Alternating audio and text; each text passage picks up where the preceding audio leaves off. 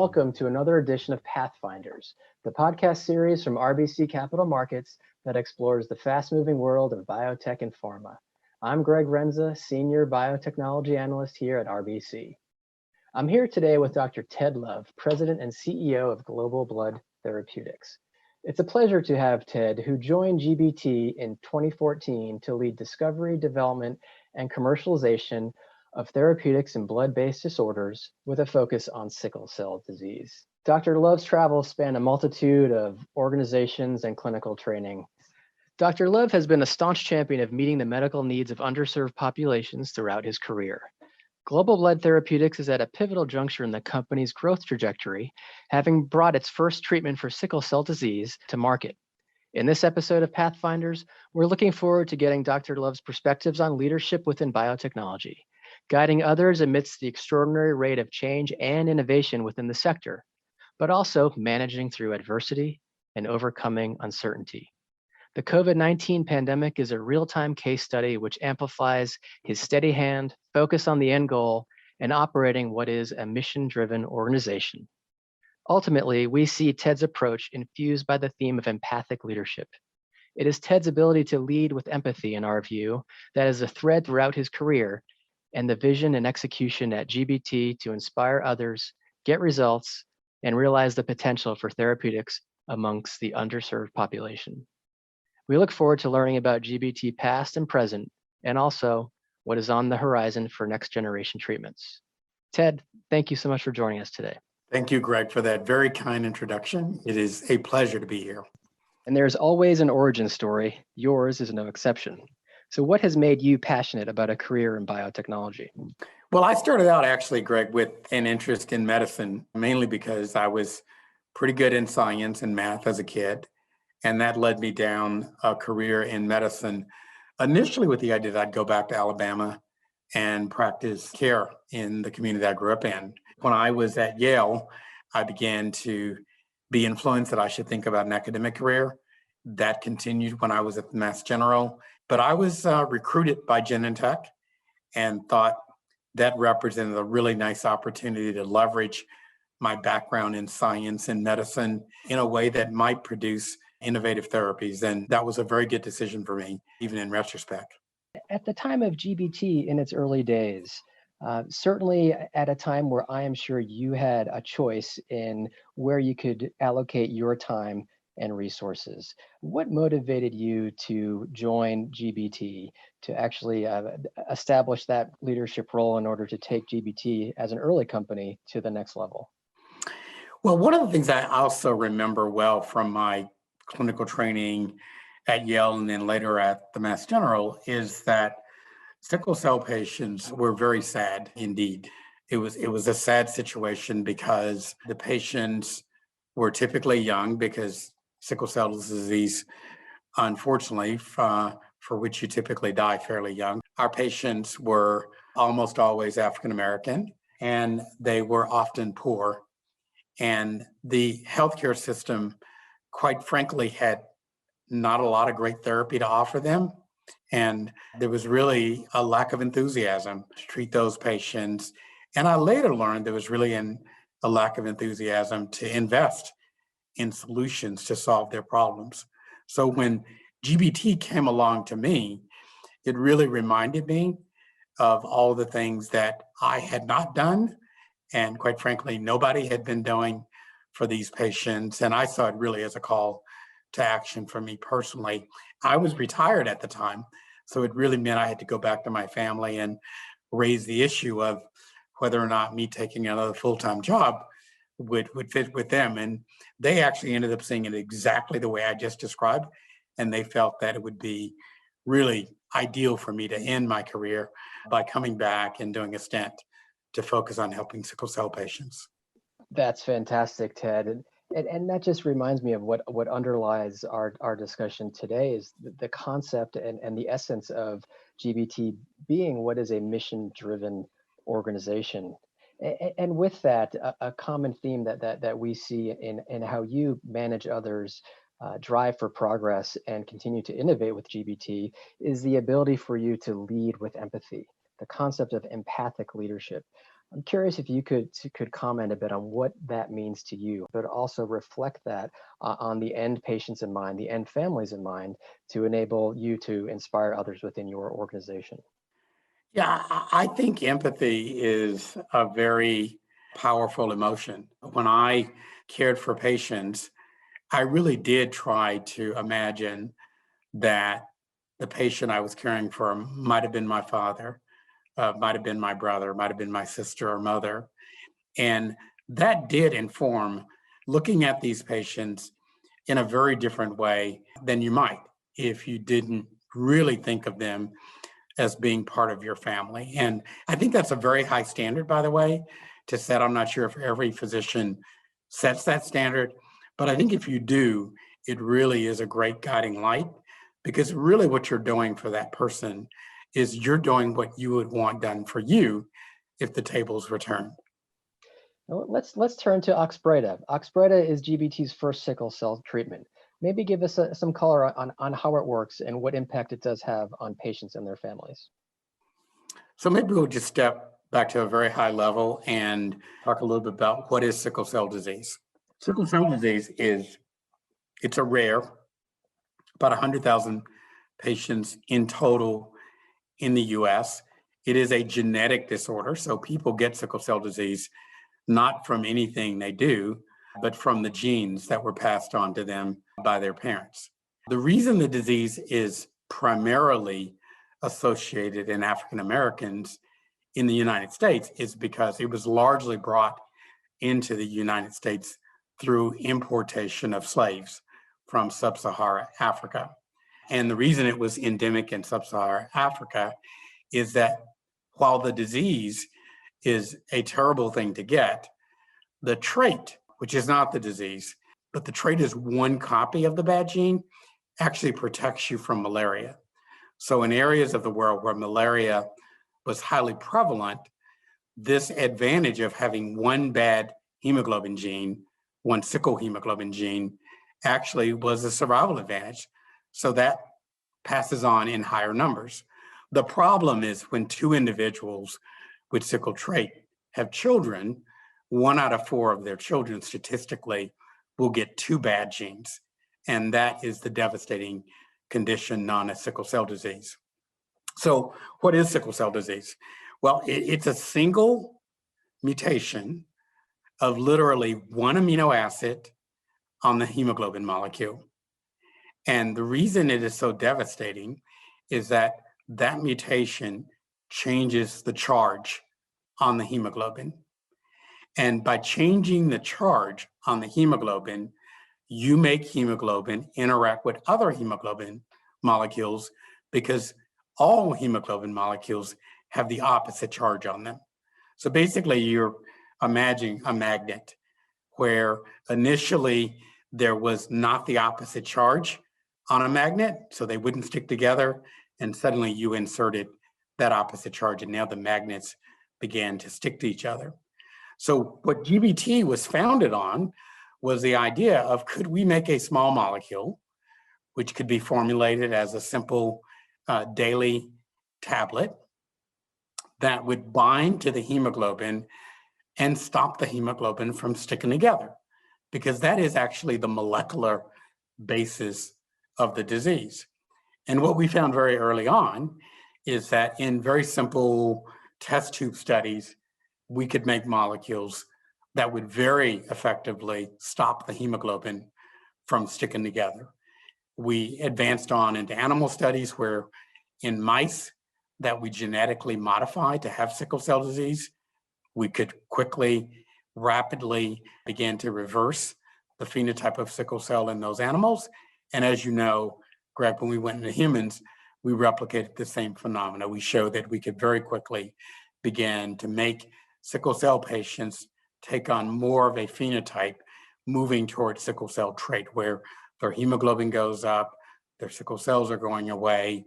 We think their organ survival and their life survival will be improved. But it takes time to show that.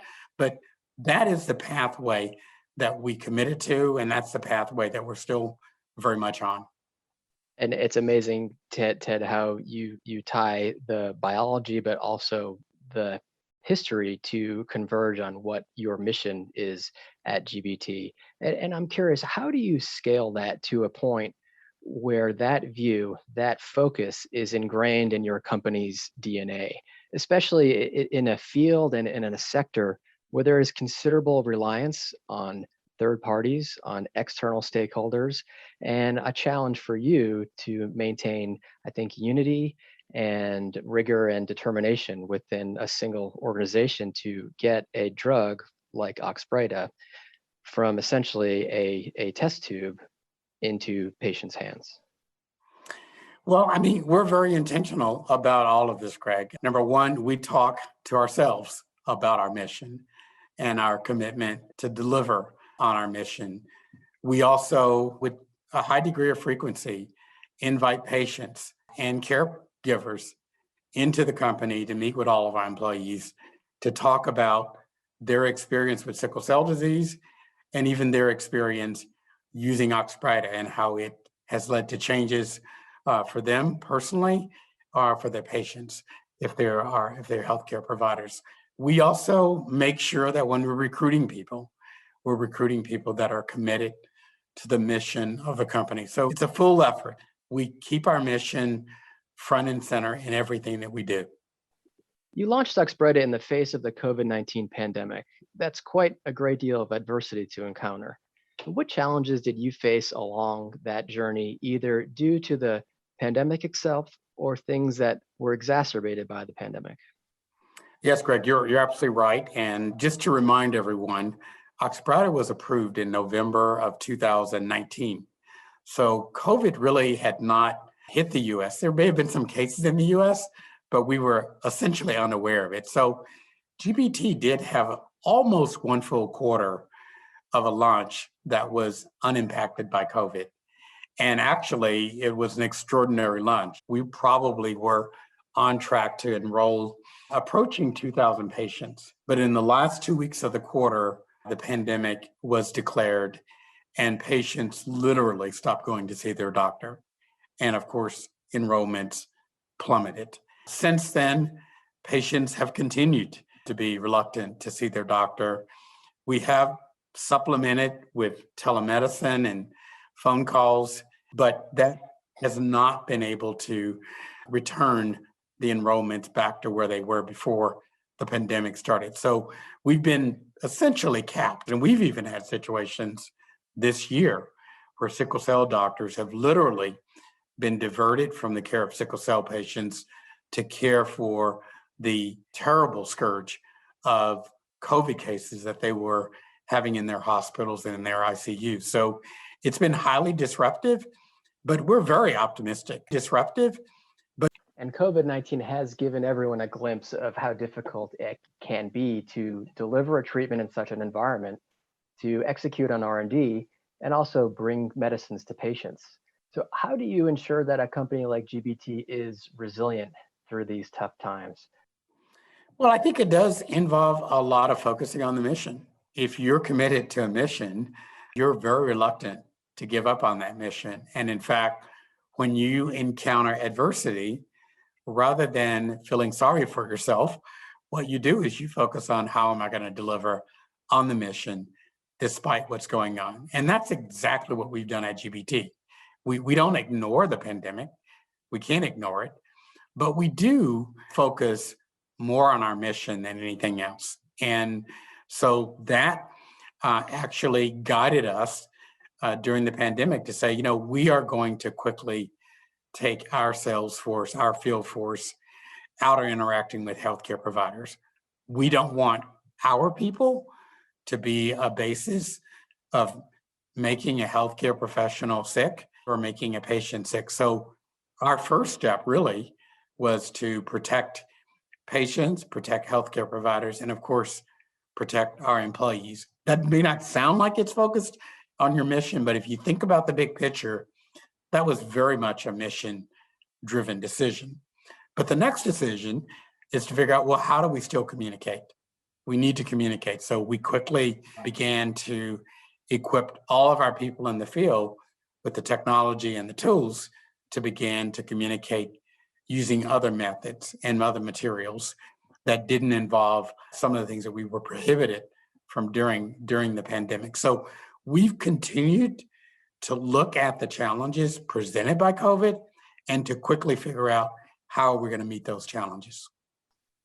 It has certainly been an unsettling and just unprecedented time with the pandemic. And in biotechnology and in therapeutics, we are always chasing our ability to know the end market, to size the peak opportunity. But at GBT, how do you and your colleagues approach this in a way that it's not just sizing markets, but it's actually knowing and understanding them, knowing the patients, the families, and the constituents that support them? Well, I mean, I think we could talk about it in marketing terms, but we could also talk about it in human terms. The vast majority of people with sickle cell disease are dead before their 50th birthday. I believe the average survival for a male is about 42, and it's about 45, I believe, for a female in the United States. These are very sobering numbers, and they're not improving. So if we're going to improve those numbers, we're going to have to do something to get in front of the pathology that these patients are aggregating over the first 40 years of life to really give them very little life beyond that 40th birthday. So we really feel that it is going to be important for as many patients who can possibly benefit from Oxbryta get access to it. Our label is actually covers essentially 100% of patients with sickle cell disease. The label simply says you have to have a diagnosis of sickle cell disease and you have to be above age 12.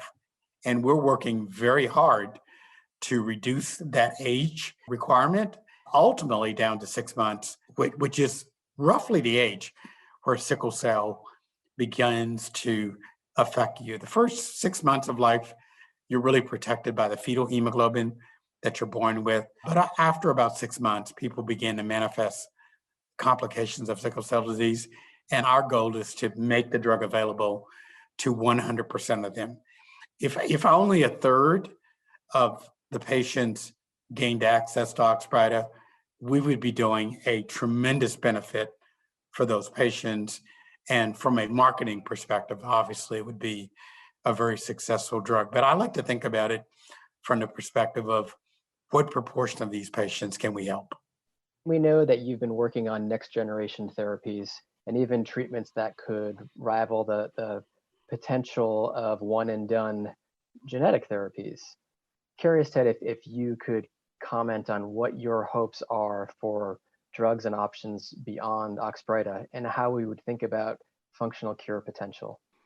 Well, I think there's an analogy here with a disease like HIV, where when I was in medical school in New Haven, we started to have these patients come in with what we later have named HIV, or human immunodeficiency virus. We treated those patients for their complications. We couldn't treat the virus. We didn't have any drugs that treated the HIV virus itself. So we used drugs to treat the opportunistic infections that they got. That's largely been the way we've approached sickle cell disease. We've really been downstream treating the consequences of the disease. And as analogous to HIV, treating the complications was of benefit. There's no doubt there was some benefit, but the big breakthrough in HIV came when we actually got all the way back to treating the virus, which was causing the proximate problems that led to the downstream complications that we were treating. So by analogy, the HIV virus equivalent in sickle cell disease, in my belief, is polymerization of the hemoglobin. That is what the mutation causes. And so we are focused on stopping that as our number one cause. And that's what Oxbryta is approved to do. One of the things we do know about Oxbryta is that even with 1.5 grams per day, we're not able to block enough of the polymerization to be curative. And so we focused on other efforts to see if we could invent other molecules which could get to those levels of sickle hemoglobin polymerization inhibition. And we think we're there, we hope we're there with this molecule called 601. But we also recognize that there are patients who have pain already, and there probably always will be. And so we're also developing a P-selectin inhibitor called inclacumab that is directed at the downstream complication of pain crises through its anti-inflammatory activity. So we want to be a company that is known as the sickle cell company. We want to offer a range of products to help these patients. And our ultimate goal is to make this a well-managed chronic condition for which patients do not die prematurely. That's very helpful and inspiring. And on the human capital side, Ted, building an organization that reflects inclusivity and diversity is key to the empathy equation. And at GBT, what experiences help you to embody that inclusivity and diversity? So we, every year, look very carefully at how we're hiring, how we're promoting, how we're compensating. We look at it by gender, we look at it by race, we look at it by sexual orientation. We really are very serious about making sure that there is no bias in our company. And I think the only way you're going to be sure that you're doing a good job of that is to be very aggressive about looking for it, because we always talk about unintentional bias. Well, if you look carefully, you can see it. And if you see it, you can then try to do something about it. So we look for bias in our company, even though we're a company that really wants to make sure we have no bias. We assume that one day we could, and we'd like to diagnose it and treat it as quickly as we could.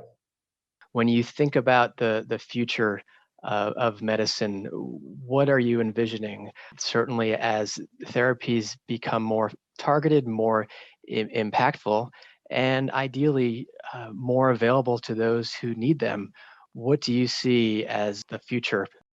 Well, I think we've got a bright future ahead of us. We have done tremendous work at finding powerfully innovative solutions toward terrible problems. And the COVID pandemic that we were just talking about is such an amazing example. We are talking about a disease that didn't exist a couple of years ago. And now, and it quickly spread around the world and began to kill us very rapidly. We developed antibody solutions, vaccine solutions, and now small molecule solutions that are highly effective against this therapy already. So I think what we're seeing is not only the accumulation of highly effective therapies like Oxbryta, like Herceptin, other drugs that I've worked on in my past.